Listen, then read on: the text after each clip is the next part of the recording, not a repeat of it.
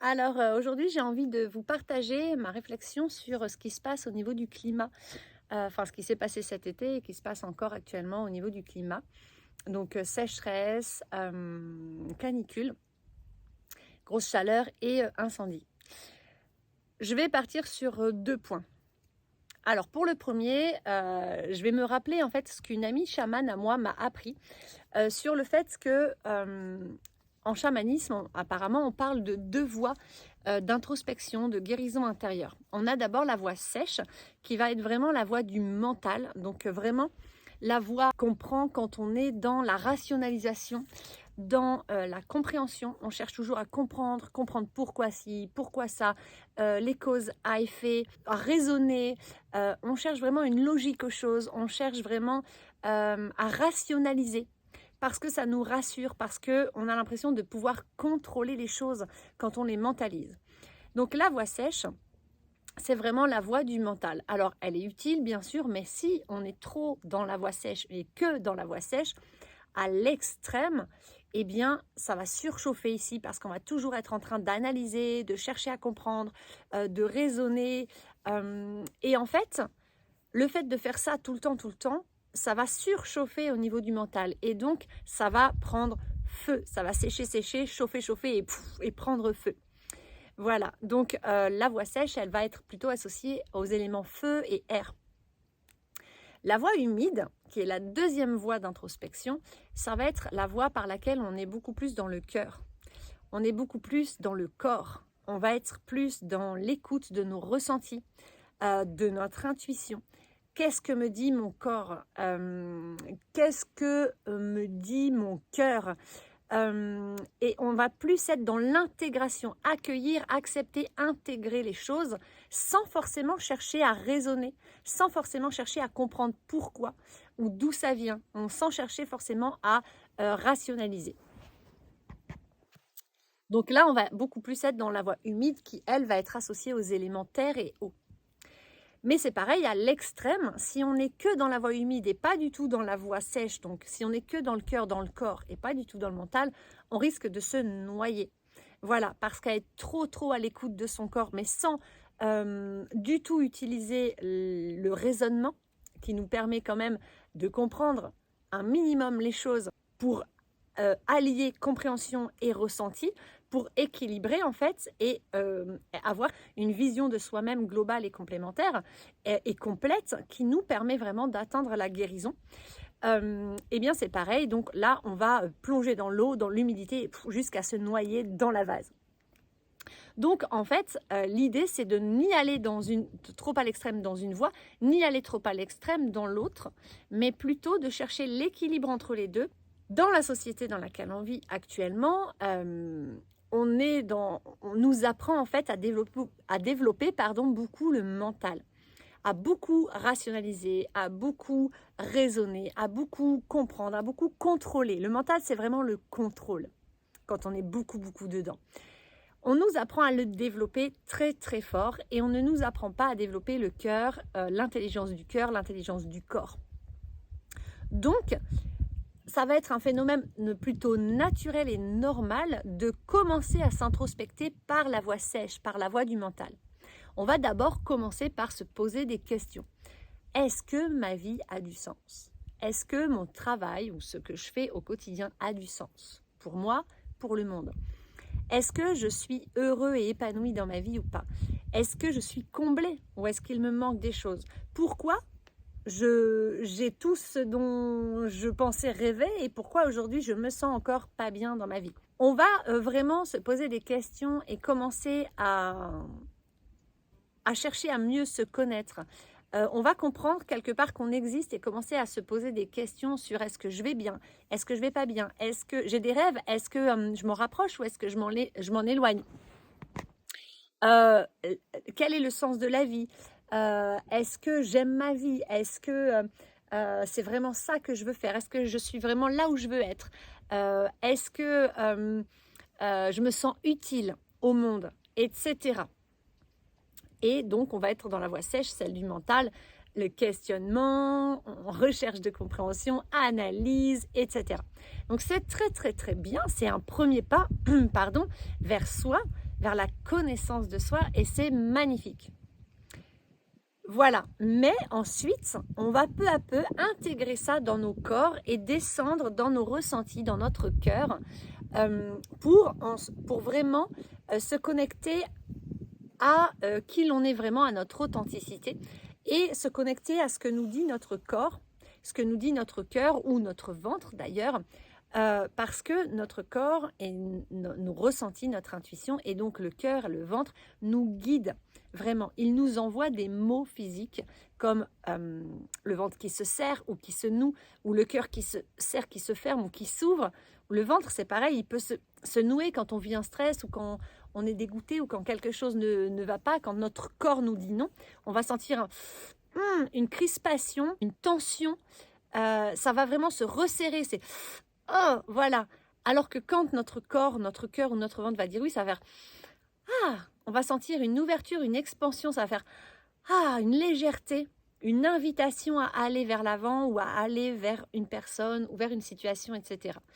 Voilà, donc on va descendre dans la voie du cœur, du corps, la voie humide qui, elle, va nous aider vraiment à nous connecter à notre être authentique et à nos réels besoins, nos envies, etc. Et donc le raisonnement qui va nous dire « Ah oui, c'est vrai, ma vie n'a peut-être pas de sens » ou « Ah, en fait, j'avais des rêves, mais je m'en suis éloignée, je suis malheureux. » Ok, va venir s'harmoniser avec nos ressentis de « Ah oui, là, je ressens ça, effectivement, ça me dit que ça, c'est pas bon pour moi. Ah, ça, c'est pas fait pour moi. Ah, cette personne, je la ressens pas. » Ou au contraire « Ah oui, il faut que j'aille dans ce lieu. » Ou « Il faut que je fasse telle activité parce que ça me dit oui. » Voilà, et en fait, on va vraiment harmoniser les deux et utiliser les deux de façon très complémentaire pour avoir une vision vraiment globale et complète de qui nous sommes à l'intérieur, de quelle est notre place dans le monde et de que va-t-on faire de notre vie en fait.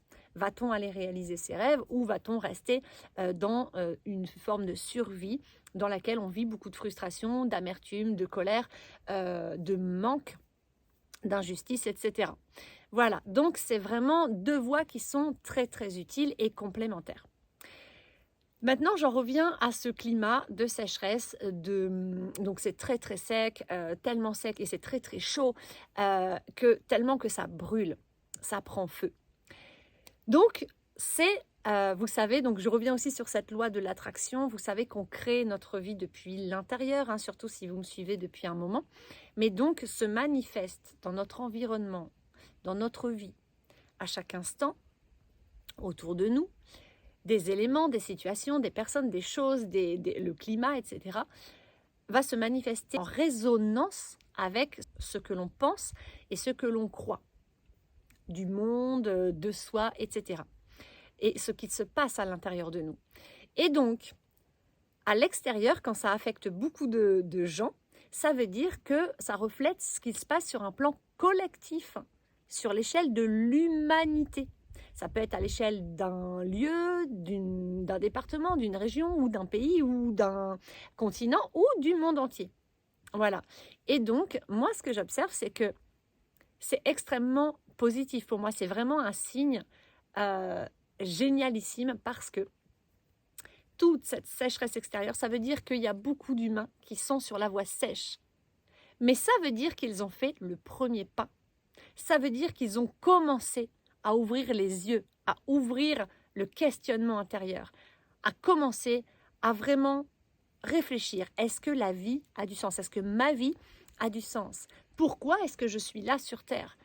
Et la société, est-ce qu'elle a un sens? Est-ce qu'elle me plaît ou est-ce qu'elle ne me plaît pas? Est-ce que j'ai pas envie de changer les choses? Est-ce que j'ai pas envie de changer le monde? Est-ce que j'ai envie de rester dans ce système, dans cette survie? Est-ce que j'ai envie de travailler comme un esclave toute ma vie? Ou est-ce que j'ai envie de m'épanouir?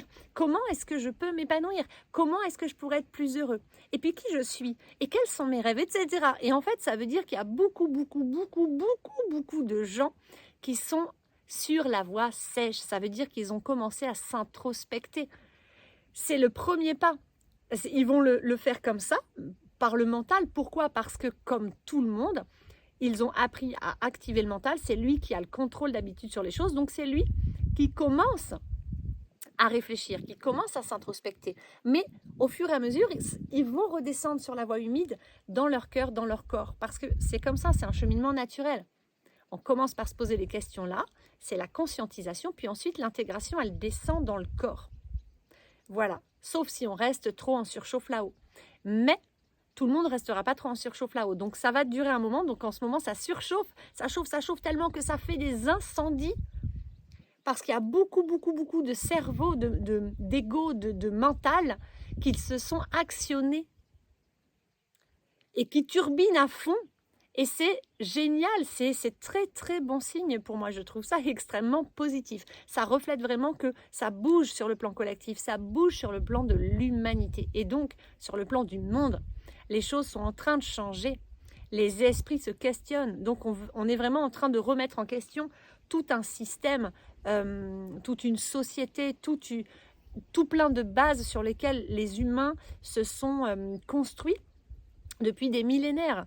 C'est en train d'être remis en question pour revenir à quelque chose de beaucoup plus équilibré, de beaucoup plus humain, de beaucoup plus naturel, de beaucoup plus authentique, de beaucoup plus positif, bienveillant, doux, paisible, etc. Parce que c'est ça la base de l'humain.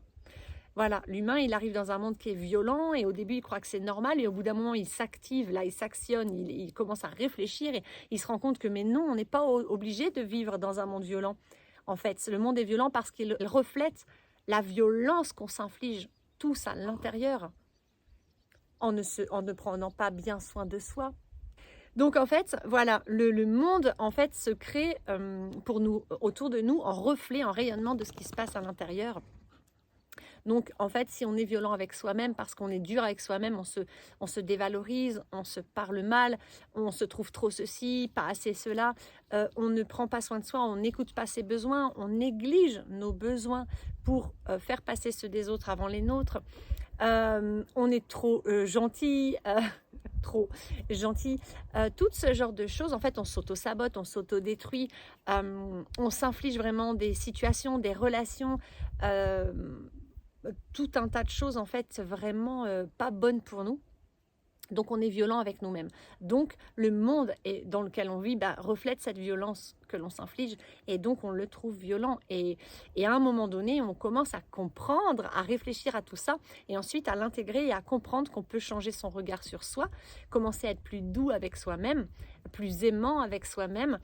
Et donc, peu à peu, on va se transformer à l'intérieur et donc le monde va s'adoucir à l'extérieur. Le monde va devenir plus positif et plus beau dans notre entourage proche et puis ensuite au niveau du collectif, puisqu'à chaque fois que quelqu'un s'éveille et que quelqu'un décide, au lieu de se faire violence, de se donner de l'amour, de s'aimer, eh bien, il va se mettre à rayonner quelque chose de très fort qui va impacter en positif les autres autour de lui. Et à l'inverse, voilà, on impacte en négatif comme en positif les gens qui nous entourent. Et eux aussi vont impacter les gens qui les entourent. Voilà. Donc, pour moi, c'est très bon signe. Ça veut dire que le monde est en train de changer parce que les humains sont en train de réfléchir et de se poser les bonnes questions. Donc, je pense que ça va durer un temps, peut-être cette année, peut-être un peu l'année prochaine, peut-être 2-3 ans grand max. Mais ensuite, la majorité des gens vont redescendre tranquillement dans la voie humide et vont trouver l'équilibre entre les deux. Voilà, donc je ne me fais aucun souci là-dessus. Donc je pense que oui, ok, il y a beaucoup de polémiques autour de oui, est-ce que c'est pas la fin du monde, enfin le réchauffement climatique, etc. Oui, c'est vrai que moi je suis à fond pour respecter la planète, l'environnement, le vivant, la nature, les animaux et les humains. Non mais là on est tous d'accord là-dessus. Mais c'est pas pour sauver le monde, puisque le monde, il reflète en fait ce qui se passe à l'intérieur de nous. On traite en fait les animaux, les autres gens et la nature et le monde dans lequel on vit comme on se traite soi-même. Donc si on commence à prendre soin de soi, on va prendre soin du vivant qui nous entoure. Mais tant qu'on est violent avec soi, qu'on se maltraite soi-même à l'intérieur, on va être violent et on va maltraiter le vivant autour de nous. Simplement en fait. Voilà, pensez à ça. Voilà, et puis j'avais envie de parler d'un second point, d'une seconde chose. Et pour ça, je vais vous ramener au phénix. Donc, je vous rappelle que la symbolique du phénix, c'est quoi? C'est cet immense oiseau qui va s'enflammer, mourir dans son propre feu et renaître de ses cendres. La cendre, c'est plein de potasse et la cendre, c'est un excellent engrais. C'est pour ça qu'on parle de renaître de ses cendres. C'est que quand on brûle, en fait, quand quelque chose brûle, ça crée de la cendre. Et cette cendre, en fait, va permettre à la vie de repousser, de renaître, mais vraiment plus fort et plus vite que s'il n'y avait pas de cendre. Voilà, la cendre est un engrais. C'est très fertile. Et donc, le phénix, il est le symbole de laisser mourir une part de soi. Ça veut dire, par exemple, une attitude ou un comportement autodestructeur qu'on avait. Ou laisser mourir le passé, ça veut dire fermer la porte sur le passé. Ou laisser mourir une relation. Voilà, se dire, ah bah non, mais cette relation, en fait, elle ne me convient plus, donc je la laisse mourir. Ou je l'aide à mourir. Ça peut vouloir dire aussi quitter un lieu, laisser mourir le passé en quittant un lieu, en déménageant. Voilà, il y a plein de façons, en fait, de laisser mourir une part de soi. Laisser mourir une part de soi pour pouvoir renaître à soi-même. La mort, c'est pas forcément quelque chose de négatif, au contraire, en fait, c'est un cycle dans la vie. La mort fait partie de la vie. Pour que la vie existe, il faut qu'il y ait eu la mort. Vous voyez bien que dans la nature, c'est toutes les feuilles mortes, toutes les herbes mortes, même les êtres qui meurent vont aller se déposer sur la terre. Ils vont être, on va dire, désagrégés par tout un système, des plantes, des insectes, etc., des petits animaux, des gros animaux, tout ça. Le monde est très intelligent, le vivant est très intelligent. Donc tout va être décomposé, ça va traverser les sols. Et ça va créer une sorte de terreau fertile qui va permettre aux petites graines qui sont dedans de repousser. Et de repousser encore plus fort et encore plus beau. Donc la mort permet la renaissance. C'est comme ça la vie, c'est des cycles. Laisser mourir une part de soi, c'est laisser mourir ce qui ne nous convient plus, ce qui nous freine, ce qui nous limite, ce qui ne nous rend pas heureux, ce qui nous apporte de la frustration, de l'amertume, de la colère, un sentiment d'injustice. Tout ce qui nous pèse, tout ce qui nous pourrit la vie, tout simplement, le laisser mourir, c'est-à-dire vraiment dire ok, ça je n'en veux plus en fait, je le rends à la terre, je laisse mourir, je m'éloigne de ces situations ou de ces personnes qui me sont toxiques ou de cette vie qui ne me convient pas, changer de métier, changer de lieu de vie, enfin, il y a 1000 façons en fait de laisser mourir une part de soi pour décider de renaître de ses cendres. On laisse mourir, on visualise bien la cendre comme un engrais naturel, un bon terreau, là, fertile, et dans lequel on renaît, on pousse à nouveau. Voilà, les petites graines qu'on a semées en utilisant la voie sèche, puis la voie du cœur, on les sème, et ensuite, en alliant la voie sèche et la voie humide, et ben, là, ça va faire le terreau vraiment fertile et les petites graines vont pousser et on va reconstruire. Voilà, donc le phénix, il nous apporte ça. Donc tous les incendies qu'il y a eu, quelque part, moi, je ne me fais pas d'inquiétude. Je sais que cette cendre, un incendie, enfin quelque chose qui prend feu, qui meurt, la nature qui est morte, les choses qui sont mortes, elles vont pouvoir renaître. Ça va vraiment permettre une renaissance, une reconstruction sur de meilleures bases. Quelque chose de beaucoup plus positif. Attention, je ne suis pas en train de minimiser ce que les gens, les animaux et la nature a vécu.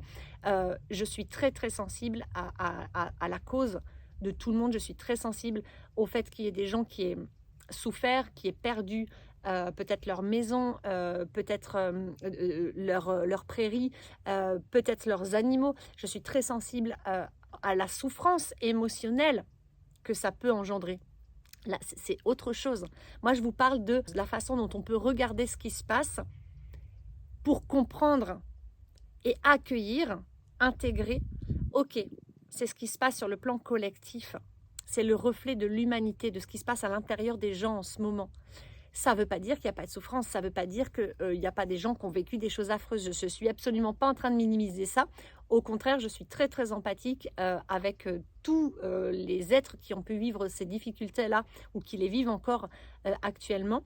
Mais je porte un regard, j'ai pris du recul sur la situation. J'ai canalisé aussi pas mal de choses. Voilà, donc vous prenez ce que vous avez envie de prendre et vous laissez ce que vous n'avez pas envie de prendre. Voilà, et d'ailleurs je voudrais saluer au passage, il y a eu des élans de solidarité magnifiques. Moi dans mes réseaux au niveau des animaux, en Gironde et tout, j'ai vraiment vu des gens se soutenir, être solidaires, bouger, aller chercher des animaux, accueillir des animaux chez eux, etc. J'ai vu une entraide magnifique.